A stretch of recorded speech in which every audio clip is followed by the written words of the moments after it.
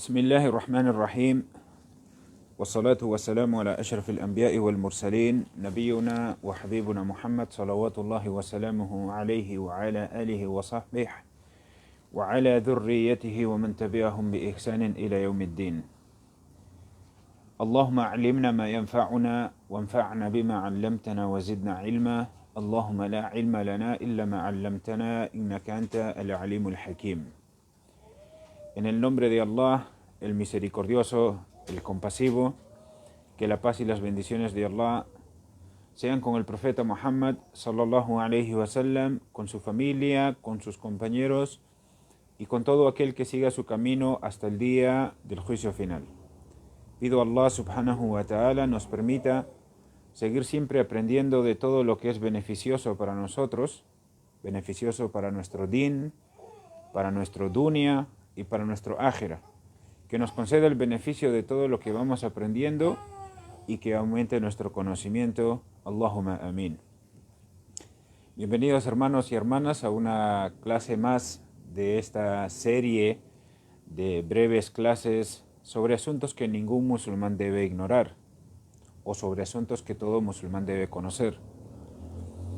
Una serie de clases del libro Athar al-Majalis, la fragancia del aprendizaje, la fragancia de las reuniones de aprendizaje.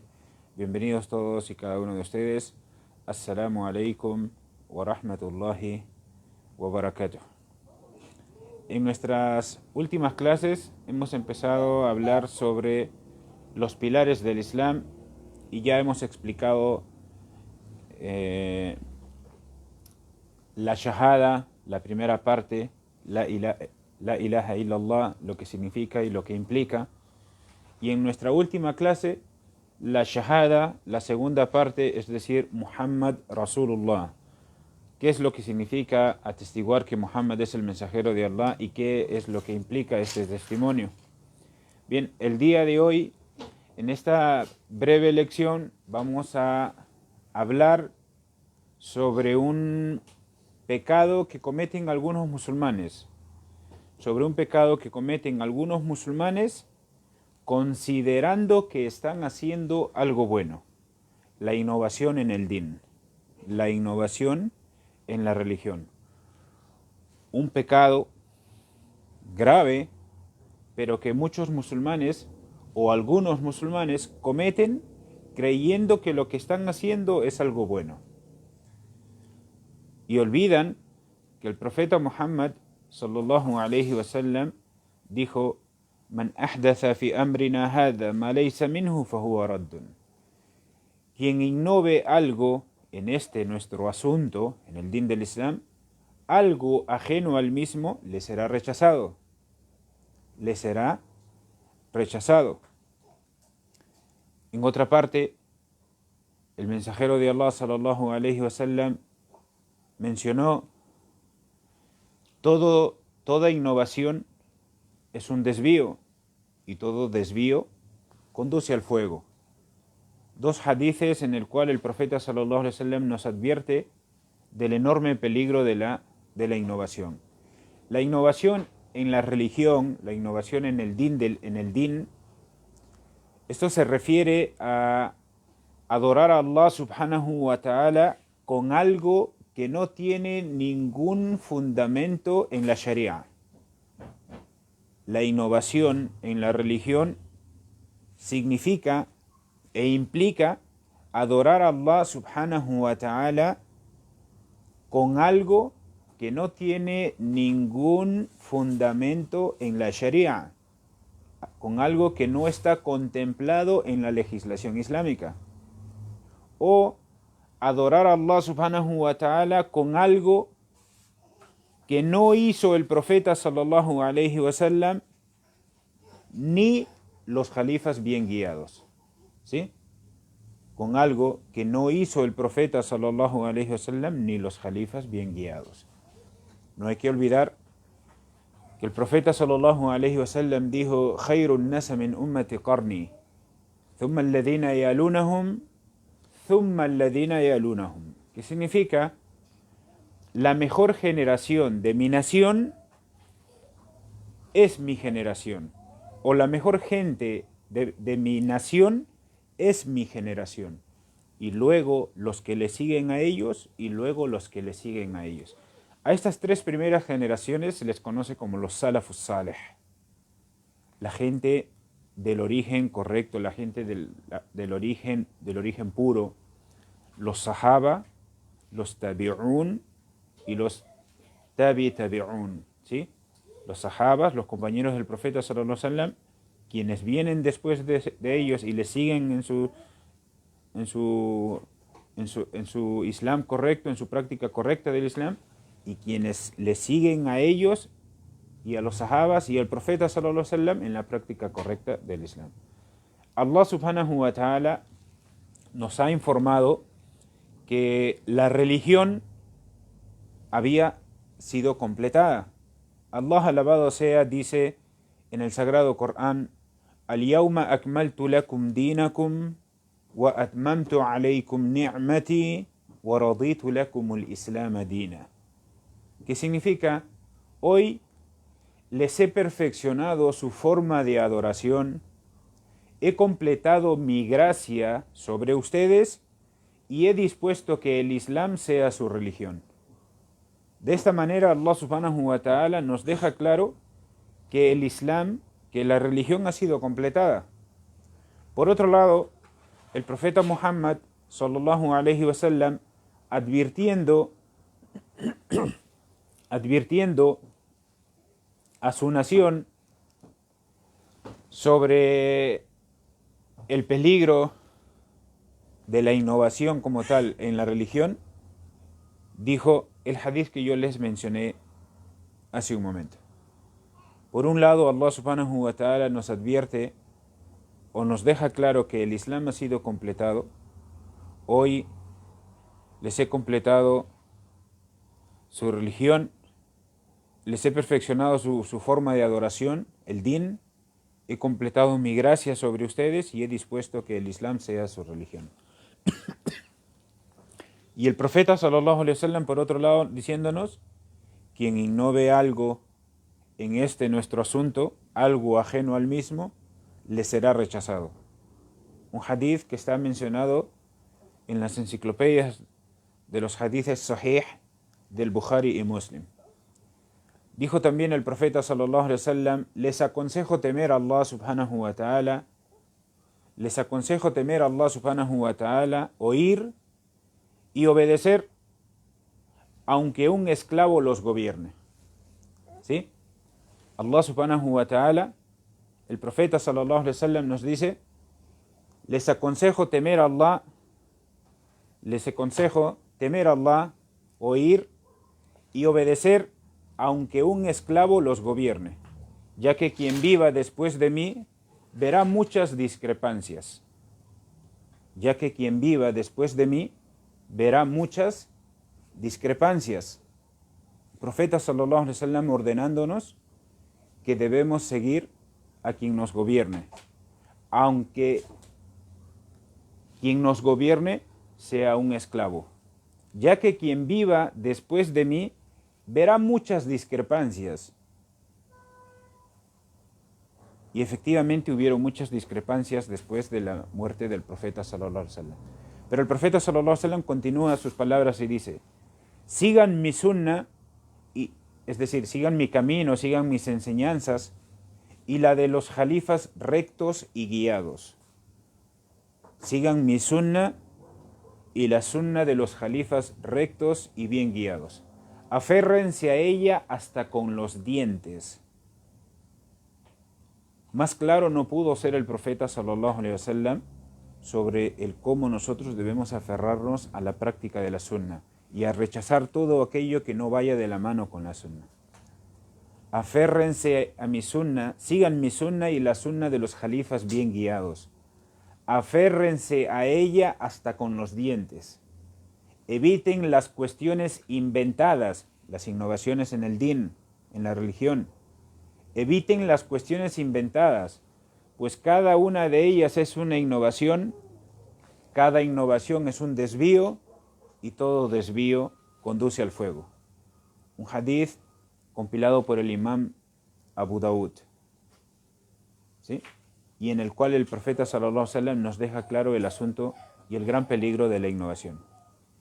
Ahora, la innovación, queridos hermanos y hermanas, son de varios tipos. La innovación son de varios tipos. Existe innovación en el credo, ¿sí? en la aqida como tal como negar alguno de los nombres o atributos de Allah subhanahu wa ta'ala. Eso conlleva una innovación. Creer en la infalibilidad de algún ser humano que no sea un profeta o mensajero, también es una innovación. Algo propio de los shias, que creen en la infalibilidad de sus imames. Creer que el beneficio, perjuicio o bendición está en algo que Allah no lo hizo como tal. Hay personas que erróneamente consideran que existe una bendición en algo en particular, siendo que ni Allah ni su mensajero lo legislaron como tal, o indicaron tal cosa. Entre otras creencias que no tienen fundamento alguno en la Sharia. Entonces, puede existir la innovación en el credo, como lo que acabo de mencionar, negar alguno de los nombres o atributos de Allah subhanahu wa ta'ala. Y es que los atributos de Allah subhanahu wa ta'ala, que ya lo vamos a mencionar más adelante, se deben tomar tal como están mencionados en el Corán o en la Sunna, sin caer en el cómo, sin negarlos, sin interpretarlos, sin asemejarlos a nada. ¿Sí? Los atributos de Allah subhanahu wa ta'ala los creemos tal como están mencionados en el Corán y en la Sunna. Quien crea que alguien es infalible, alguien que no sea un profeta o un mensajero, o quien crea que el beneficio, el perjuicio o la bendición está en algo que Allah no lo hizo como tal. ¿Sí? Entre otras creencias que no tienen ningún fundamento dentro de la Sharia. Ahora, también existen innovaciones en la práctica religiosa. Claro que sí, también existen innovaciones en la práctica religiosa. Y a su vez, estas innovaciones son de distintos tipos. Por ejemplo, tenemos innovar un acto de adoración que no está prescrito en la Sharia. Un acto de adoración, innovar un acto de adoración que no está normado, que no está legislado dentro de la Sharia, de la legislación islámica. Tal como inventar, por ejemplo, una oración prescrita o un ayuno prescrito, un ayuno no prescrito, perdón, ¿sí? O una celebración no prescrita, como por ejemplo celebrar el nacimiento del profeta Muhammad sallallahu alaihi wasallam. Algo que no hizo el profeta sallallahu alaihi wasallam como tal, no lo hicieron sus sahaba, y nadie puede discutir que los compañeros del profeta sallallahu alaihi wasallam son de entre toda la nación del Islam, desde tiempos del profeta sallallahu alaihi wasallam hasta el día del juicio final, los que más amaban al profeta sallallahu alaihi wasallam. El amor que nosotros podamos tener por el profeta sallallahu alaihi wasallam no se compara al amor que tenían los sahabas por él. Y sin embargo, los sahabas no celebraron tal cosa. Jamás celebraron el nacimiento del profeta sallallahu alaihi wasallam. Y así como estas celebraciones, otras celebraciones inventadas. ¿Sí? Entonces, existen innovaciones en la práctica religiosa, pero son de distintos tipos, y uno de estos tipos son innovar un acto de adoración que no está para nada prescrito en la Sharia, como el ejemplo que les acabo de mencionar. Ahora, otro de los tipos de innovación en la práctica religiosa es, por ejemplo, realizar un acto de adoración de una manera no legislada. El acto de adoración puede estar legislado, pero la manera en la que lo está haciendo la persona no está legislada. Entonces, repito, otra de las innovaciones en la práctica religiosa es realizar un acto de adoración, pero de una manera no legislada. Por ejemplo, el dhikr, el recuerdo de Allah subhanahu wa ta'ala en congregación y a una sola voz. En congregación y a una sola voz. Por ejemplo, lavar los pies antes que las manos durante el wudú. Está legislado lavar los pies durante el wudú, pero está tal como nos enseñó el profeta sallallahu alaihi wasallam, que primero se deben, y tal como está mencionado en el Corán, y tal como nos enseñó el profeta sallallahu alaihi wasallam, que lavar las manos es antes que lavar los pies. Entonces, quien haga una u otra cosa, quien haga el dhikr en congregación y al unísono, como que se reúnan 10 o 20 personas, sin importar el número en realidad, que se reúnan más de varias personas y al unísono todos pronuncien un solo dhikr, eso es una innovación. Jamás el profeta sallallahu alaihi wasallam hizo tal cosa con sus compañeros. El dhikr, el recuerdo de Allah, no es en sí lo que está mal, sino es el cómo lo están realizando. ¿Sí? O como el otro ejemplo que acabo de mencionarles. Quien considere lavar los pies antes que las manos durante el wudú, creyendo que eso es parte del Islam. Y siendo que Allah y su mensajero, sallallahu alaihi wasallam, nos enseñaron que los pies se lavan después de las manos durante el wudú, o nos enseñaron que el dhikr se hace de manera individual. ¿Sí? Otro de las innovaciones en la práctica religiosa es agregar algo sobre los actos de adoración prescritos. Por ejemplo, agregar una quinta raka en la oración del Dhuhr. Sabemos bien que el profeta sallallahu alaihi wasallam nos enseñó que la oración del Dhuhr son 4 rak'at. Quien agregue algo sobre cualquiera de los actos de adoración prescritos, como por ejemplo agregar una quinta raka a la oración del Dhuhr, intencionalmente y creyendo que eso es parte del Islam. Eso también es una innovación.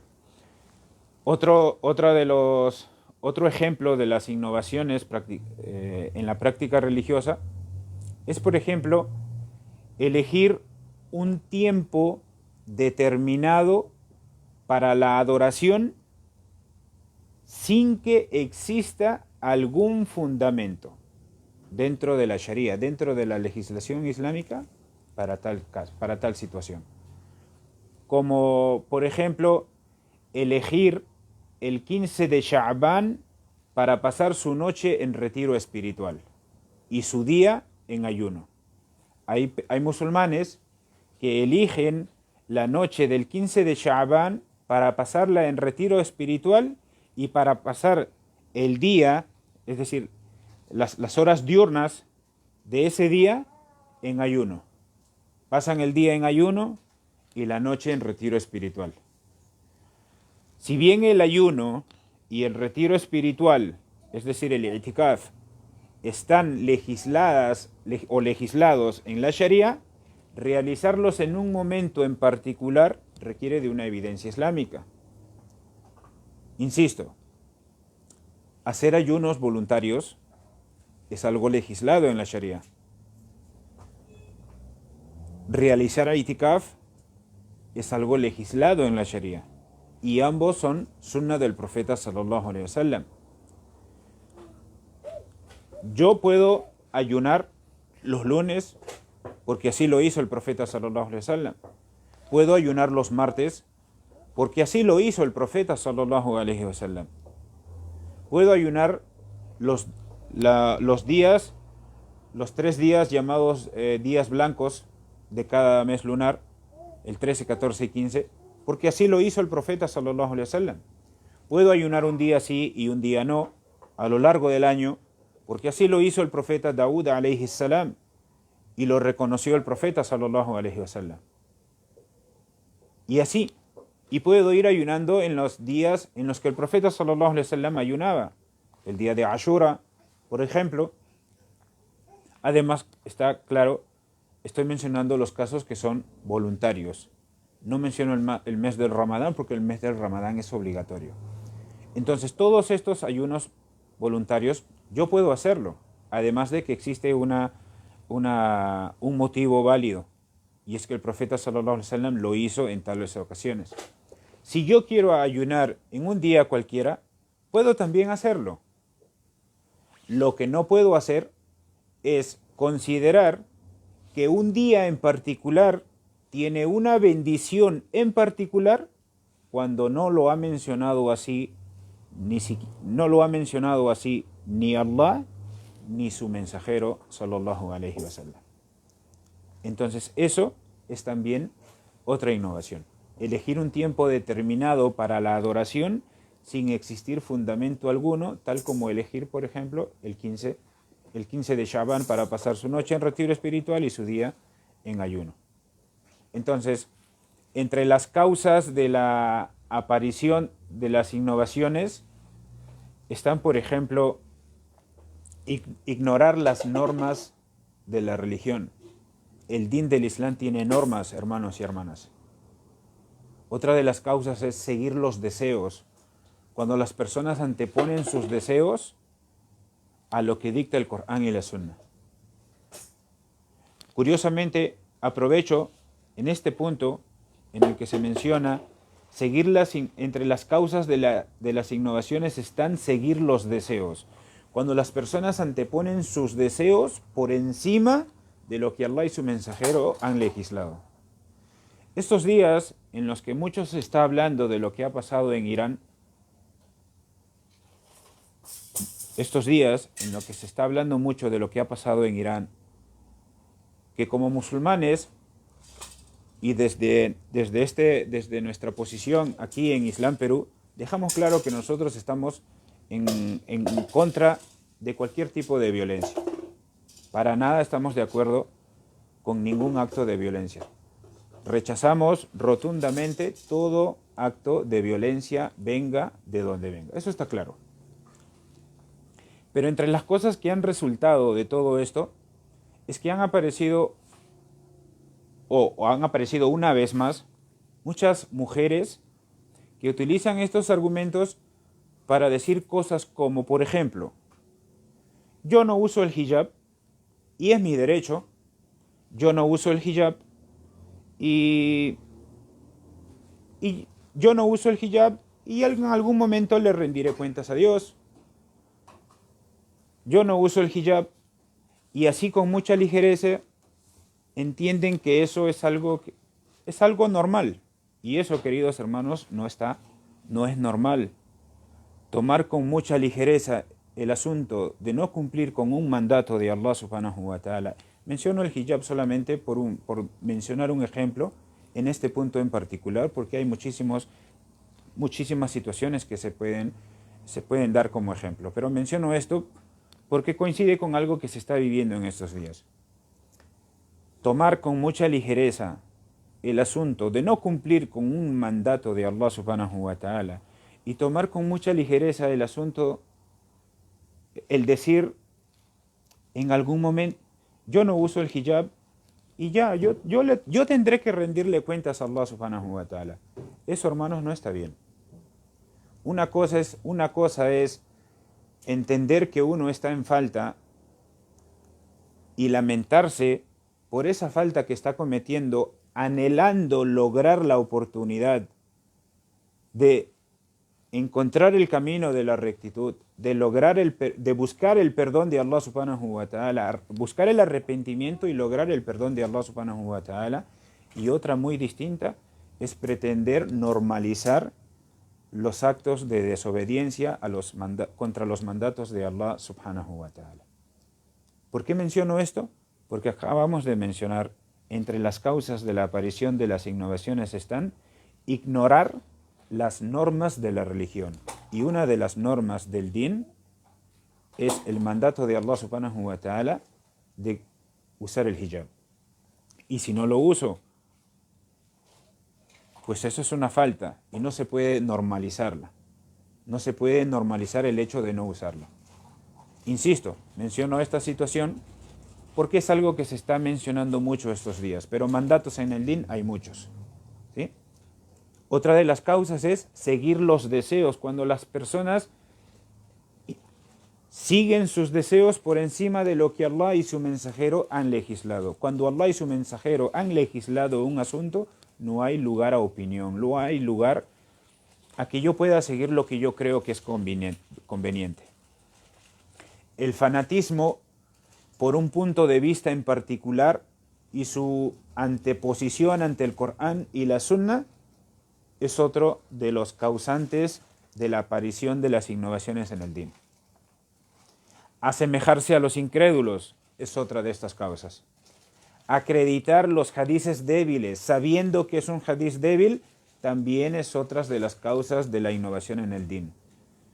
¿Cuántos hay que dicen, no, pero esto es correcto porque en tal hadiz dice tal cosa, sabiendo que ese hadiz es un hadiz da'if, es un hadiz débil que no se debe tomar como jurisprudencia en el din del Islam?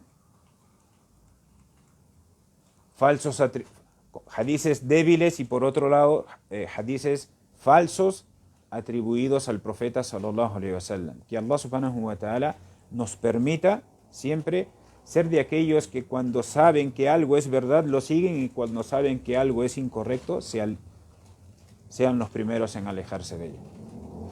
¿Sí? Y entre las mayores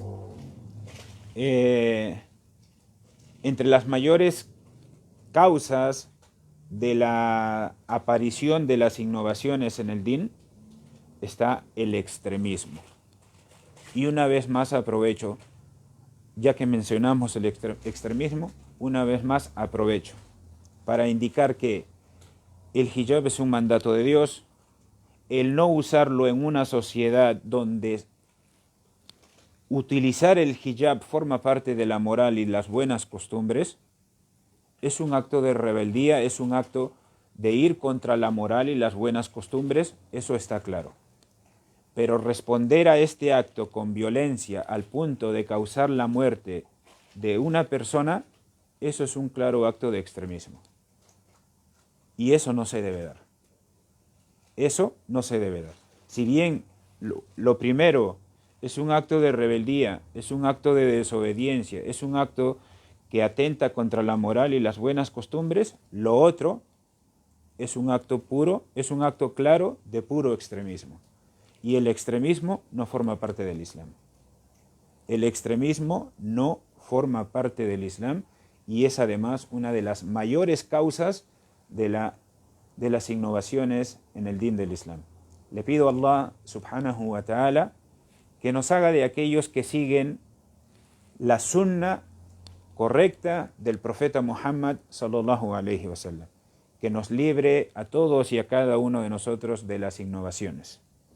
En este punto, mis queridos hermanos y hermanas, nos detenemos y en la próxima lección, inshallah, vamos a hablar sobre el segundo pilar del Islam, sobre el salat, la oración.